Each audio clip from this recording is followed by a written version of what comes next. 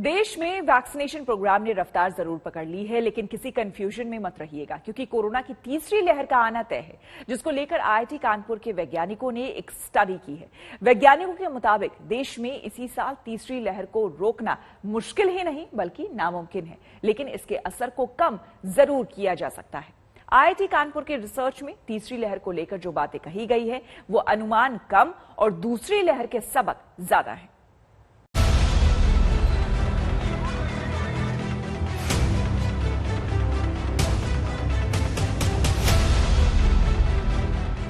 बढ़ते अनलॉक के बीच अगर ये तस्वीरें नहीं बदली तो जल्द वही लॉकडाउन वाली पुरानी स्थिति लौटेगी।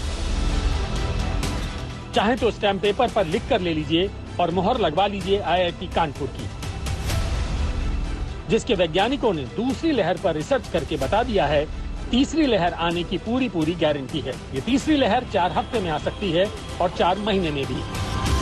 हमने ये एज्यूम किया कि 15 जुलाई को मान लो कि पूरा भारत खुल जाता है, सब जगह जहाँ के जैसे भी बंद है, महाराष्ट्र, केरला, कर्नाटका जो कि अभी बंद है, नॉर्थ ईस्ट स्टेट, तो हम मान के चलते कि मान लीजिए सब जगह खुल गया 15 जुलाई को, तो आपके पास एक मिनिमम नंबर ऑफ केसेस होंगे और हम ये मानते हैं कि सिचुएशन वैसी है जैसे कि जनवरी में थी शुरू में, तो उस हिसाब से अगर हम उसी बीमारी को उसी पैरामीटर को लेते हैं जो कि सेकेंड वेव में था, तो एक सिनारियो आती है, एक सिचुएशन आता है कि उसमें बताता है कि वो जो है वो पीक अक्टूबर के करीब आ सकती है। कोरोना की तीसरी लहर आनी तय है। आईआईटी कानपुर की रिपोर्ट में 3 महत्वपूर्ण बातों पर फोकस किया गया है, जिसमें माना गया है कि 15 जुलाई तक पूरा देश अनलॉक हो जाएगा। इसके बाद 3 स्थितियां बनेंगी।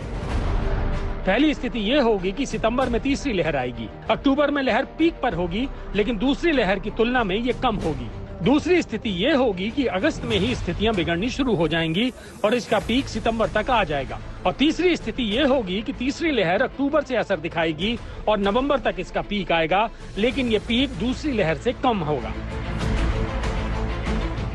दूसरी लहर के गणितीय अनुमान के आधार पर तीसरी लहर का ये अनुमान आईआईटी कानपुर के वैज्ञानिकों की जिस टीम ने तैयार किया है, प्रोफेसर राजेश रंजन उसमें से एक हैं। वायरस म्यूटेट हो गया तो उसका रिप्रोडक्शन नंबर अधिक हो चुका है, तो उस केस में फिर क्या होता है कि रिप्रोडक्शन नंबर बढ़ने से जो पीक जो है वो लगभग सितंबर में ही आ जाती है। और तीसरी चीज हम करते हैं कि अगर मान लीजिए लोग ज्यादा केयरफुल रहते हैं, मास्क पहन के घूमते हैं, पार्टी वगैरह नहीं करते हैं, मॉल में नहीं जाते हैं, हमेशा मास्क पहनते हैं, तो उसमें एक तीसरी सिचुएशन बनती है और वो काफी अच्छी सिचुएशन है कि ये जो डेट है पीक का वो लगभग अक्टूबर एंड नवंबर के करीब चला जाता है। स्टडी का सार ये निकलता है कि तीसरी लहर कब आएगी, ये इस बात पर निर्भर करता है कि लोग कोविड प्रोटोकॉल का कितना पालन करते हैं। स्टडी के मुताबिक सोशल डिस्टेंसिंग और मास्क के इस्तेमाल को नजरअंदाज किया तो तीसरी लहर में रोजाना 3 लाख तक केस आएंगे। तीसरी लहर बदले हुए म्यूटेंट वेरिएंट के साथ आती है और लोग सावधानी नहीं बरतते तो 4 लाख केस तक रोज आ सकते हैं। अगर लोग सावधानी बरतते हैं और बड़ी आबादी का वैक्सीनेशन हो जाता है तो तीसरी लहर का पीक रोजाना 2 लाख से कम केस पर रुक सकता है। जाहिर है ये समाज और सरकार दोनों पर निर्भर करता है कि तीसरी लहर कब आएगी और कितना नुकसान पहुंचाएगी। आज राहुल गांधी ने तीसरी लहर को लेकर केंद्र सरकार को कुछ सुझाव दिए हैं कि जब थर्ड वेव आए, हिंदुस्तान के हर शहर में अस्पताल, गांव में जो सपोर्ट की जरूरत है वो सब तैयार मिले। जिन लोगों को ऑक्सीजन की जरूरत हो उनको आसानी से ऑक्सीजन मिल जाए और बिना कोई कारण डेथ ना हो, जो नीडलेस डेथ है। ये जो सेकेंड वेव हुआ है ये कहां से शुरू हुआ? कांग्रेस शासित राज्य से शुरू हुआ। किन राज्यों में सेकेंड वेव का सबसे बड़ा असर पड़ा और सर्वाधिक प्रतिशत केसेस किन राज्यों में हुए? उत्तर कांग्रेस शासित राज्यों में हुए। अब वक्त है किसी भी तरह की राजनीति में पड़े बिना एकजुट होकर कोरोना को हराने का, कोरोना से सुरक्षा का टीका लगवाने का। जानकारों का कहना है कि तीसरी लहर अगर देर से आएगी उतना ही ज्यादा लोगों को वैक्सीनेशन का मौका मिल जाएगा और जितने ज्यादा लोगों को वैक्सीन लग जाएगी तीसरी लहर में उतना ही कम नुकसान होगा।